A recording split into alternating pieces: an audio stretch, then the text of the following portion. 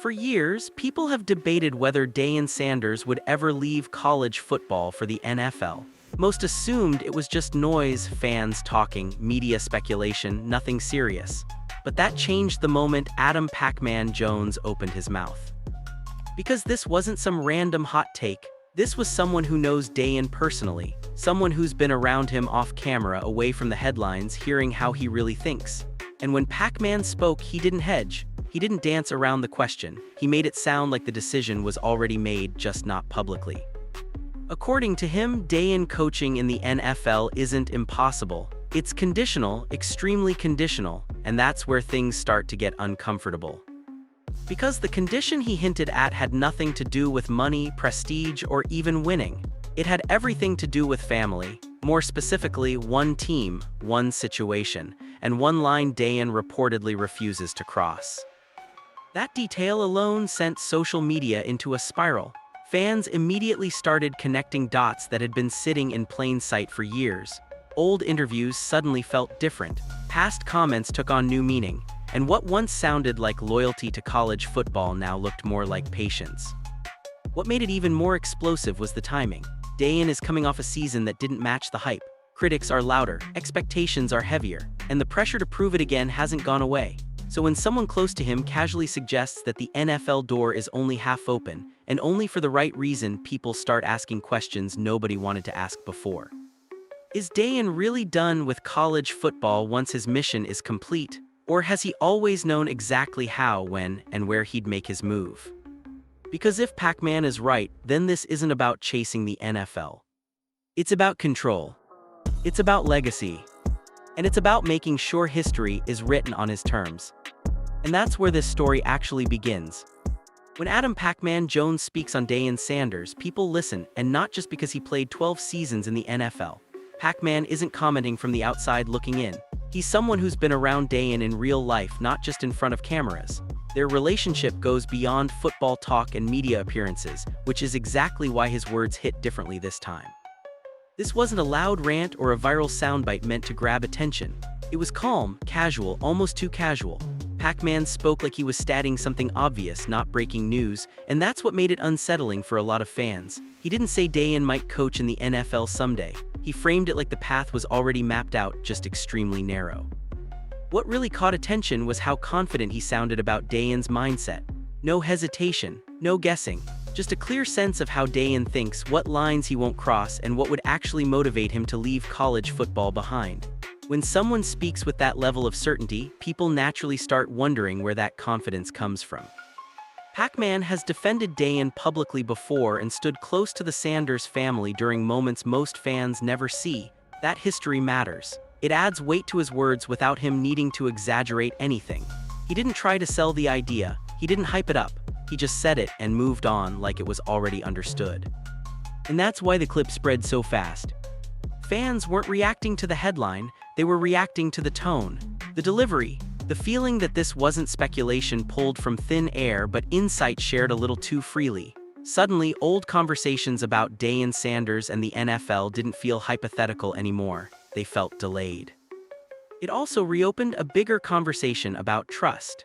In a media landscape full of hot takes and exaggerated claims, Pacman doesn't usually position himself as an insider unless he believes what he's saying. That alone made people stop scrolling and start replaying the clip. And once fans accepted that Pacman's words weren't random, the next question became unavoidable. If this is how Deion sees the future, why would he limit himself to just one scenario?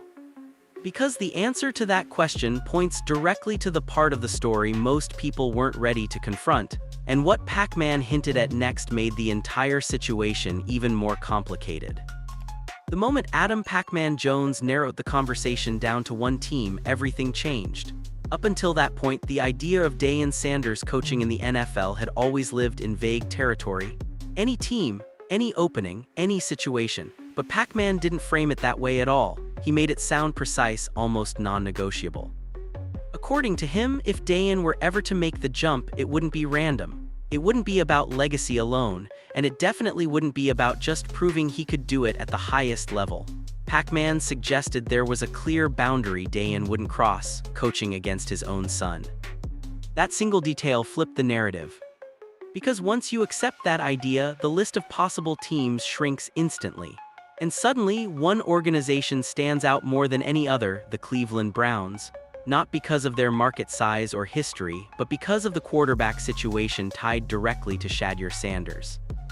Online, fans immediately started connecting dots. Some believed Deion wouldn't just want to coach in the NFL, he'd want alignment, familiarity, a situation where his presence doesn't put him on opposite sidelines from his own blood. Whether that's realistic or not is still up for debate, but the theory spread fast. To be clear, Pacman never said a deal was in place. He didn't claim talks were happening. This wasn't a leak. It was framed as insight into Deion's mindset, not inside NFL negotiations. Still, that didn't stop people from running with it. Critics argue the idea sounds far-fetched. NFL teams don't hire head coaches based on family dynamics. Fans, on the other hand, point out that Deion has never coached like a traditional figure. His entire career as a player and a coach has been built around doing things his way. So to them, the idea that he'd only accept the NFL under specific personal conditions doesn't sound crazy at all. What made the theory even louder was how casually Pacman delivered it. No drama, no build-up, just a statement that felt rehearsed in thought, if not in words. That calm confidence is what kept the conversation alive long after the clip ended. And once people started asking why Deion would draw such a hard line, the story stopped being about Cleveland altogether. It became about priorities. It became about control. And it raised a question nobody could ignore. If Deion really does have only one team in mind, what happens if that door never opens? On the surface, Deion Sanders has been clear about his stance. He said he wants to finish what he started. He's talked openly about building something long-term and turning Colorado into a real powerhouse. And publicly, there's been no dramatic hint that he's itching to leave college football behind. But that's exactly why the questions won't go away. Because when you look beyond the soundbites, the situation feels more complicated. Deion's first season at Colorado Buffaloes was electric. The attention, the wins, the cultural impact, it felt like a movement. But the follow-up season didn't carry the same momentum. Losses piled up, critics got louder, and suddenly the narrative shifted from revolution to regression.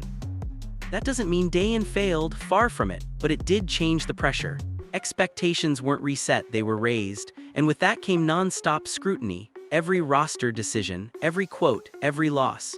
Coaching at the college level already comes with recruiting battles and nil chaos, but for Deion, it's magnified tenfold. That's where the NFL rumors quietly creep back in. Some fans believe Deion still loves the college game but hates the politics surrounding it. Others think he sees college football as the proving ground, not the destination. And while he's never said that outright, people point to how he talks about levels and next steps. To them, it sounds less like commitment and more like timing. Of course, none of this is confirmed. There's no announcement, no secret deal, no concrete evidence that Deion is packing his bags, but the speculation persists because his situation doesn't look like that of a typical college coach. Most coaches grind for decades chasing stability. Deion already has influence, money, and a brand that rivals professional organizations. That changes the equation. And when a season doesn't go as planned, it naturally invites questions about whether the challenge still excites him the same way. Is he motivated by the rebuild, or is he motivated by the next mountain? Supporters argue that walking away now would contradict everything he's preached about patience and growth. Critics argue staying too long risks dulling the mystique that made him special in the first place. Both sides think they're right, and Deion hasn't rushed to clear the air. Which is why Pacman's comments hit so hard. If Deion truly plans to finish the job, then the NFL talk is noise. But if finishing the job means something different to him than it does to everyone else, then maybe college football was never the final chapter. And that possibility sets the stage for the part of the story that fans can't stop debating: the role his sons play in every decision that comes next. No matter how the conversation starts, it always circles back to Shedeur Sanders. That's the reality nobody can ignore. Every rumor about Deion Sanders, every hypothetical NFL scenario, and every debate about timing eventually lands on one question: how much of this is really about Shedeur? Supporters see it as simple. Deion is a father first. He's always been vocal about protecting his sons, guiding them, and putting them in positions to succeed. To that crowd, there's nothing strange about the idea that he wouldn't want to coach against his own child at the highest level. In their eyes, that isn't favoritism, it's principle.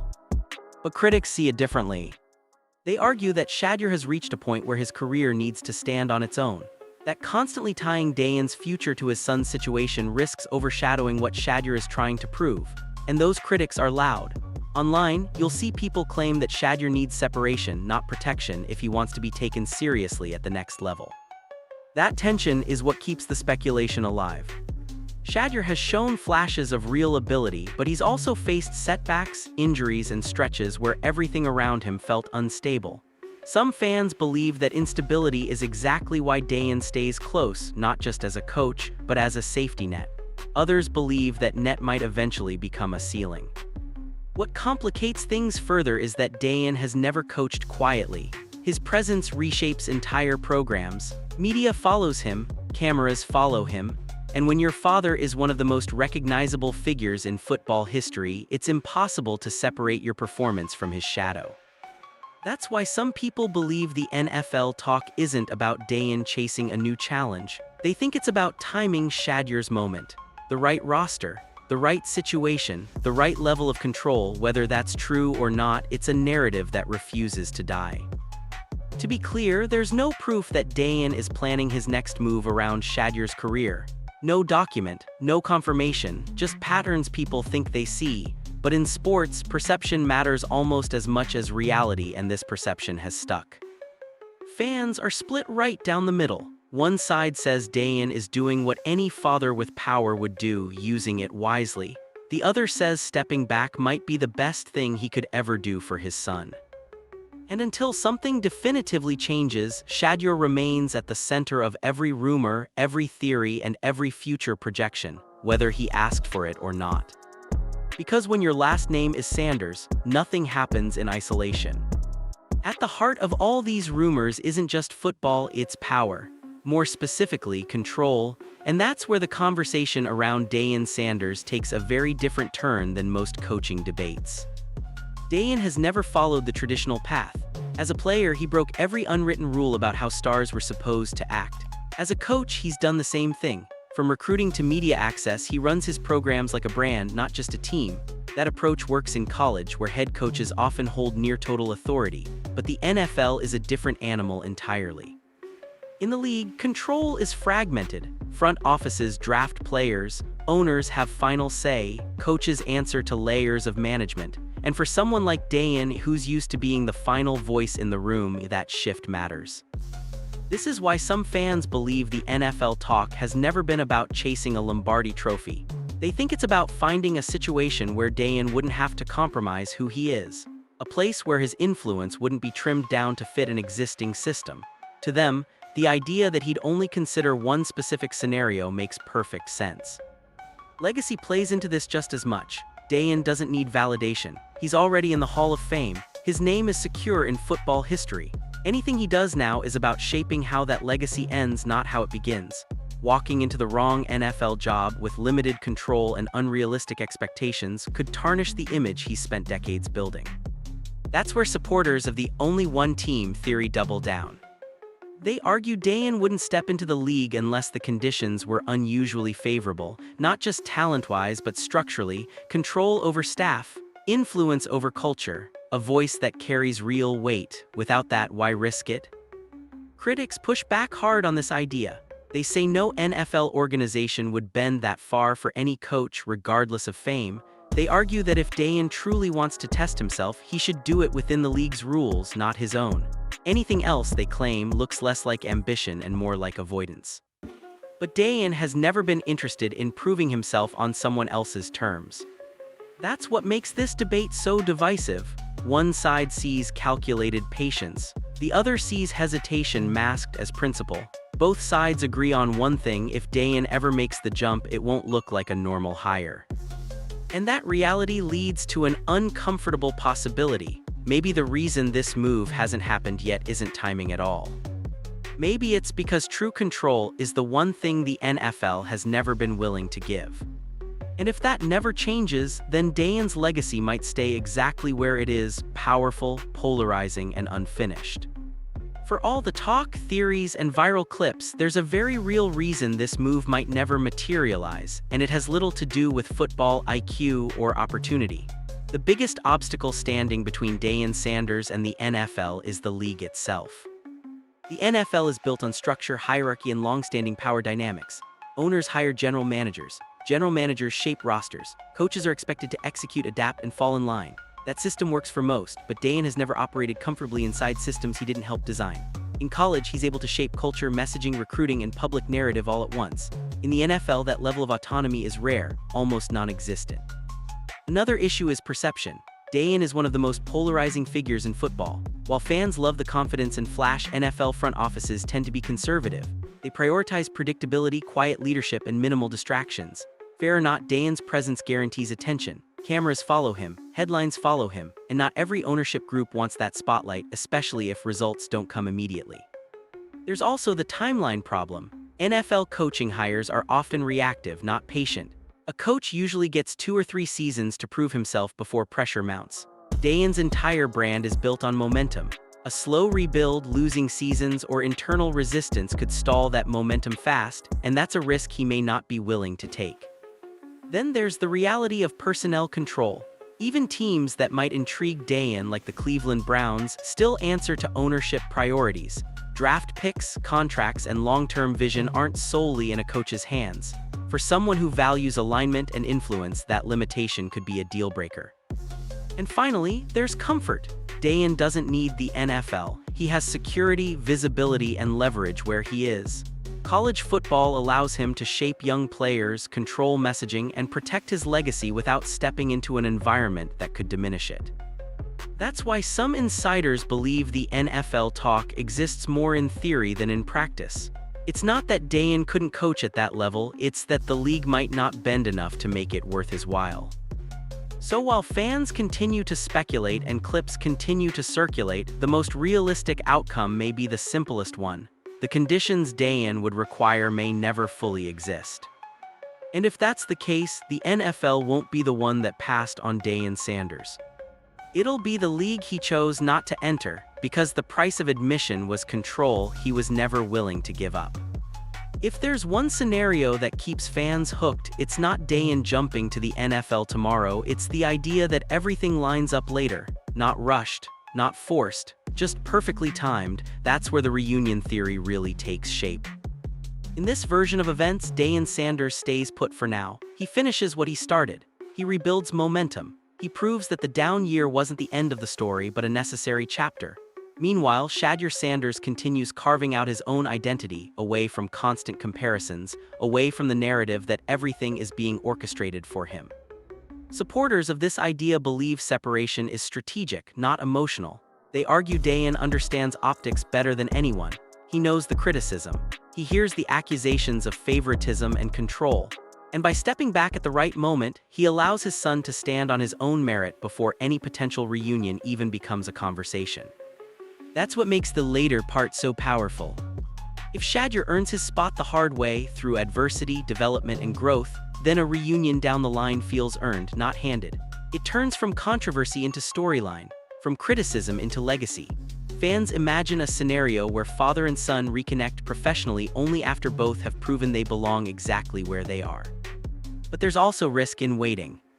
Football careers are fragile, situations change fast, injuries happen, front offices shift. A reunion that feels poetic today could become impossible tomorrow. That uncertainty is why some believe if Deion truly wants to coach his son at the highest level, waiting too long could close the window entirely. Others think that's exactly why it hasn't happened yet. They believe Deion is intentionally letting time do the heavy lifting, letting circumstances shape the moment instead of forcing it. To them, the ultimate reunion wouldn't be about convenience or control. It would be about timing aligning with legacy. Of course, none of this is guaranteed. There's no roadmap, no promise that paths will cross again in the NFL, but fans can't stop imagining it because the story feels unfinished. It feels like a chapter that hasn't been written yet. And maybe that's the point. Maybe the reunion isn't something Deion is chasing, it's something he's willing to let unfold naturally, even if it never happens. Because if it does, it wouldn't just be historic. It would be intentional. And if it does, then the separation itself becomes proof that every move wasn't about control, but about letting the story breathe until it decides how it wants to end. After all the clips, debates, and speculation, the conversation keeps circling back to one uncomfortable truth: nobody actually knows what Deion Sanders is going to do next. And that uncertainty might be the most revealing part of this entire story. On one side, you have the belief that Deion is exactly where he wants to be. College football gives him control, influence, and the ability to shape young players without answering to a rigid power structure. From that perspective, the NFL talk is just noise, fans projecting ambitions onto a man who's already achieved everything the league could offer him. On the other side, there's the argument that this story isn't finished yet, that Deion has always moved with intention, that every step, every pause, every refusal to commit publicly is part of a longer plan. To those fans, the conditions rumored by people close to him don't sound like hesitation, they sound like boundaries. And boundaries change how you read everything. They explain why the NFL rumors never fully disappear but never fully materialize either. They explain why Deion speaks in possibilities instead of promises, and they explain why even casual comments from people around him carry so much weight. When someone like Pacman talks, it doesn't feel like gossip, it feels like a glimpse behind the curtain. But here's the part that complicates everything. If Deion never coaches in the NFL, does that mean he fell short? Or does it mean he refused to compromise? If he stays in college football for the rest of his coaching career, is that settling, or is that control exercised wisely? And if the right opportunity never comes along, was it because the league wasn't ready for him, or because he was never willing to accept the league on its terms?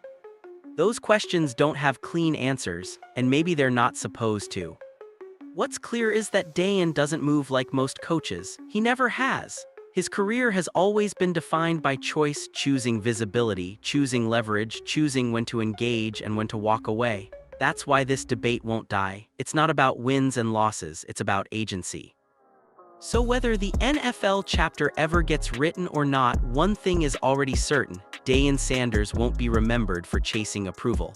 He'll be remembered for deciding when and if something was worth his time. And until that decision is made publicly, the speculation will continue. Because in a sport obsessed with certainty, Deion remains one of the few figures powerful enough to leave the ending open. And sometimes, leaving the story unfinished is the boldest move of all.